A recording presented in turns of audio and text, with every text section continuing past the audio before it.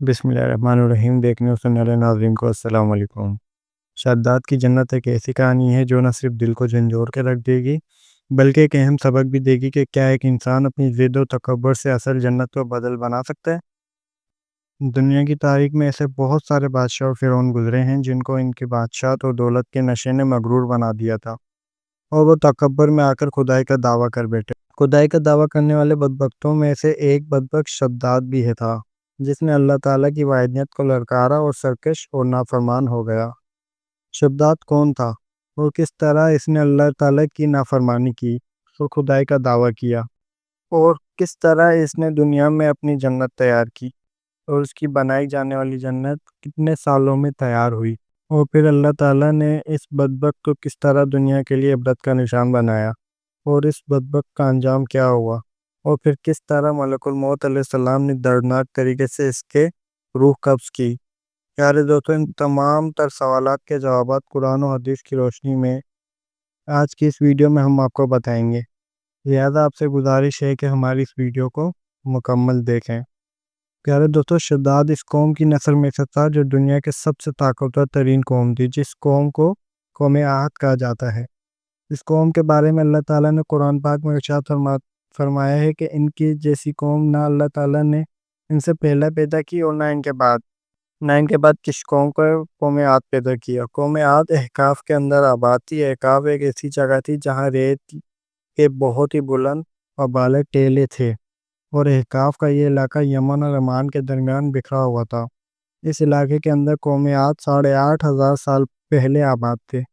اس قوم پر اللہ تعالیٰ کے یہ خاص کرم تھا کہ اللہ تعالیٰ نے اس قوم کو دنیا کی سب سے طاقتور قوم بنایا تھا، اور اس کے ساتھ ساتھ اللہ تعالیٰ نے اس قوم کو سرسبز شاداب باغات اور مقدار میں کھیت عطا فرمائے تھے۔ اس قوم کے پاس بے شمار جانور تھے اور پینے کے لیے میٹھا پانی تھا، اور اس کے علاوہ بھی اللہ تعالیٰ نے اس قوم کو بے شمار نعمتوں سے نوازا تھا۔ چنانچہ اس قدر مال و دولت اور نعمتوں کی فراوانی کی وجہ سے یہ قوم بھٹک گئی اور اللہ تعالیٰ کی نافرمان قوم ہو گئی، اور یہ باغی ہو گئے۔ ان کی ہدایت کے اللہ تعالیٰ نے حضرت ہود علیہ السلام کو ان کی طرف مبعوث فرمایا۔ حضرت ہود علیہ السلام اس قوم کو اللہ تعالیٰ کے حکم سے تبلیغ کرنے لگے اور اللہ تعالیٰ کی وحدانیت کی طرف بلانے لگے، لیکن یہ قوم اپنے کفر اور شرک سے باز نہ آئی اور حضرت ہود علیہ السلام کا مذاق اڑانے لگے۔ شداد جو کہ اس قوم کی نسل میں سے تھا، اور وہ اس قوم کا بادشاہ تھا، اور یہ دو بھائی تھے۔ روایت میں آیا ہے کہ ایک کا نام شداد تھا اور ایک کا نام شدید تھا۔ شدید پہلے بادشاہ بنا اور وہ فوت ہو گیا۔ اس کے فوت ہو جانے کے بعد شداد نے حکومت سنبھالی، اور اس طرح یہ دنیا کی سب سے طاقتور قوم عاد کا بادشاہ بن گیا۔ پیارے دوستو، شداد ایک وسیع و عریض سلطنت کا بادشاہ تھا۔ شداد کی یہ بادشاہت یمن سے لے کر عراق تک اور بعض روایت کے مطابق ایران تک پھیلی ہوئی تھی۔ شداد نے اپنی طاقت پہ زور پہ بڑے بڑے بادشاہوں کو اپنے زیر کر لیا تھا۔ چنانچہ اس بدبخت کو حضرت ہود علیہ السلام نے سمجھانے کی بہت کوشش کی، لیکن اس کا دل بھی بند تھا۔ چنانچہ جب حضرت ہود علیہ السلام نے شداد کو اللہ تعالیٰ کی وحدانیت کی طرف بلایا اور ایک خدا کی عبادت کرنے کا حکم دیا، تو اس وقت شداد اور حضرت ہود علیہ السلام کے درمیان ایک زبردست مکالمہ ہوا، جس کے نتیجے میں شداد نے حضرت ہود علیہ السلام سے پوچھا کہ اگر میں نے اللہ تعالیٰ پر ایمان لے آؤں تو مجھے کیا حاصل ہوگا؟ تو اس وقت حضرت ہود علیہ السلام نے شداد سے فرمایا کہ تم پر جنت حلال ہو جائے گی۔ جنت کا نام سنتے ہی شداد حضرت ہود علیہ السلام سے پوچھنے لگا، یہ جنت کیا ہے؟ تو حضرت ہود علیہ السلام نے شداد کو جنت کا نقشہ بتایا اور جنت کی نعمتوں کے بارے میں شداد کو بتایا۔ حضرت ہود علیہ السلام کی یہ بات سن کر شداد مسکرانے لگا اور حضرت ہود علیہ السلام کو دیکھ کر کہنے لگا کہ یہ کون سی بڑی بات ہے، ایسی جنت تو میں بھی تیار کر سکتا ہوں، نعوذ باللہ۔ حضرت ہود علیہ السلام نے شداد کو اس کفر اور شرک سے روکنے کی بہت کوشش کی، لیکن یہ بدبخت باز نہ آیا۔ چنانچہ اس وقت شداد نے اپنی سلطنت کو بڑے بڑے مقام پر 20 کوس لمبی اور چوڑی جنت بنانے کا کام شروع کروا دیا۔ چنانچہ شداد کی تیاری ہونے والی جنت میں سونے اور چاندی کی اینٹیں لگائی گئیں اور جواہرات بھی لٹکائے گئے، اور اس بدبخت شداد میں اپنی اس بنائی جانے والی جنت میں شہد، دودھ اور پانی کی نہریں بھی رواں کر دیں، اور دنیا جہان کے خوبصورت درخت پودے اور پھول بھی لگوا دیے، اور اس جنت کو طرح طرح کے جواہرات سے مزین کر دیا۔ قوم عاد چونکہ پہلے ہی بلند و بالا پہاڑوں کو تراش کر محلت بنانے کے اندر ماہر تھی، اور شداد کی سلطنت میں تو یہ فن عروج پر تھا۔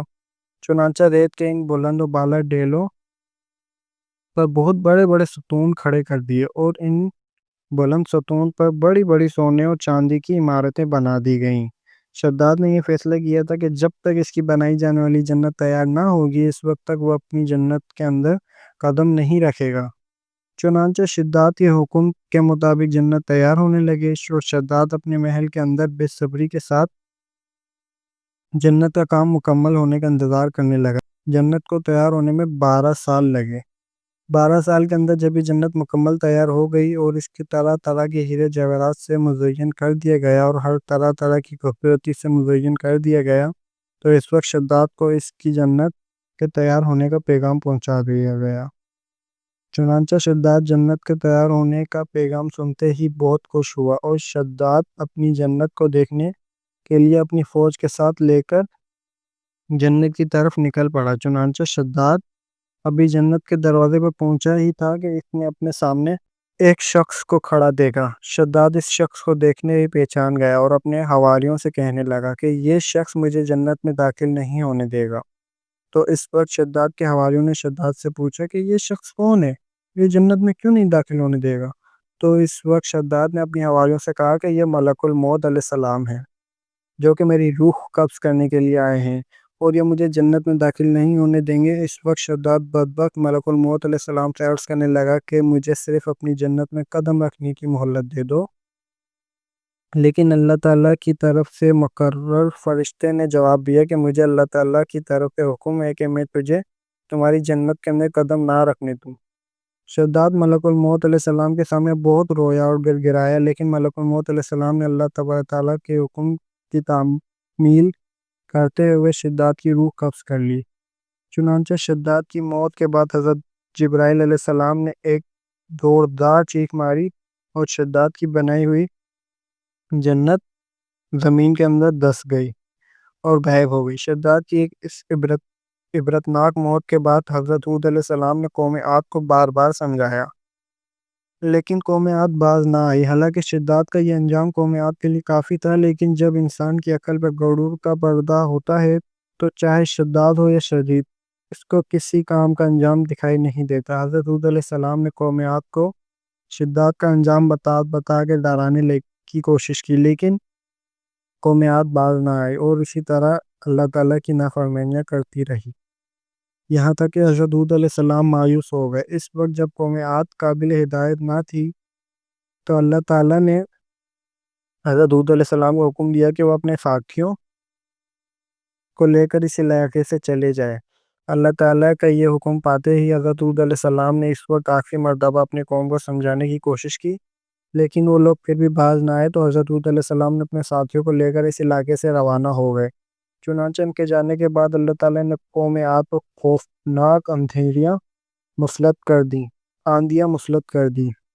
اللہ تعالیٰ کی طرف سے آنے والی وہ خوفناک آندیاں اور طوفان 7 راتیں اور 8 دن تک چلتی رہیں، یہاں تک کہ وہ پوری قوم اپنے بلند ستونوں اور سونے اور چاندی کی عمارتوں سمیت زمین کے اندر دسا دیے گئے اور غرق کر دیے گئے، اور اللہ تعالیٰ نے اس قوم پر اس قدر دردناک عذاب نازل فرمایا کہ اس قوم کا نام و نشان تک نہ رہا۔ جس وادی کے اندر بڑے بڑے بلند و بالا محلات تھے، وہ تمام کی تمام وادی ایک ریت کے صحرا کے اندر تبدیل ہو گئی۔ قوم عاد کے اس علاقے کو اللہ تعالیٰ نے اس طرح زمین کے اندر غرق کر دیا کہ وہاں پر صرف اور صرف ریت کے ٹیلے باقی بچے، اور کسی بھی چیز کا نام و نشان نہ بچا۔ پیارے دوستو، اس طرح اللہ تعالیٰ نے شداد اور اس کی قوم کا عبرتناک انجام کیا، اور ان لوگوں کو صفحہ بستی سے مٹا دیا۔ اللہ تعالیٰ سے دعا ہے کہ اللہ تعالیٰ ہمیشہ اپنے حضور عاجزی اور انکساری کے ساتھ زندگی گزارنے کی توفیق عطا فرمائے، آمین۔ جزاک اللہ۔